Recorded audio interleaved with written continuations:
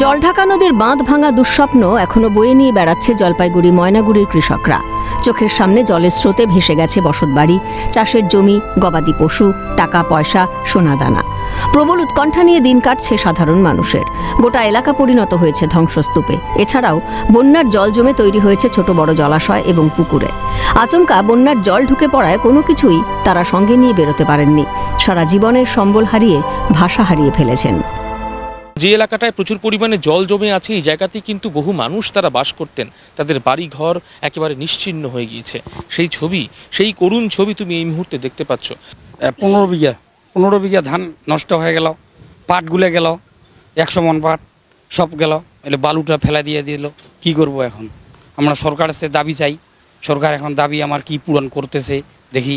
আমাদের ঘর বাড়ি সব জলের তলায় তলিয়ে গেল, ভেসে গেল। হ্যাঁ, আমাদের ধান চাল পাট গম যা আছে সব কিছু, বাড়ি ঘর থেকে শুরু করে সব কিছুই আমাদের একদম নিঃস্ব হয়ে গেল। জলঢাকা নদীর জলের স্রোতে হারিয়ে গেছে সবকিছুই। মাথার ছাদ চলে গিয়ে ত্রিপলের তাঁবুতে আশ্রয় নিয়েছেন বন্যা দুর্গতরা। মা কি করবো বাবা, ওই যে আমার একটা ঘর না, ওই একটা ঘরে আমার নিয়ে গেছি। এখন কোথায় থাকবো? আমার জায়গা নাই, ওই যে বাঁধের উপরে আমি আছি। দেখতে দেখতে কেটেছে 7 দিন। ছন্দে ফেরার চেষ্টা চালাচ্ছে বন্যা দুর্গতরা। ইতিমধ্যেই শুরু হয়েছে বাঁধ সংস্কারের কাজ। বিপর্যস্ত নগর জীবনকে স্বাভাবিক করার চেষ্টা চলছে।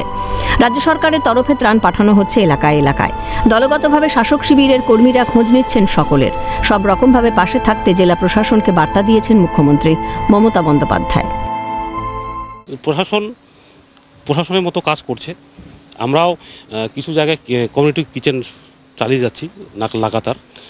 আমরা প্রশাসনের কাছ থেকে এইটুকু আশা করব, মানুষের যে ক্ষয়ক্ষতিটা হয়েছে, মানুষের যে ধান নষ্ট হয়ে গেছে, পাট নষ্ট হয়ে গেছে, বাড়িঘর চলে গেছে, আমি সভাপতি হিসেবে নয়, সাধারণ মানুষ হিসেবে আমি এটুকু সরকারের কাছে একটু প্রার্থনা করব যে এই মানুষগুলোর যাতে ক্ষতিপূরণটা, সেই সুস্থ স্বাভাবিক জীবন যাতে পুনরায় ওরা ফিরে পায়, সেটার জন্য আমি সরকারের কাছে আবেদন করব। শাহানা, বাঁধের উপর এভাবেই অস্থায়ীভাবে প্লাস্টিক টাঙিয়ে একটা পরিবার চলছে। একের পর এক পরিবার সার দিয়ে দেখছেন তারা প্রত্যেকে তাদের গৃহহীন হয়েছেন। তাদের মাথা গোজার ছাদটুকু নেই।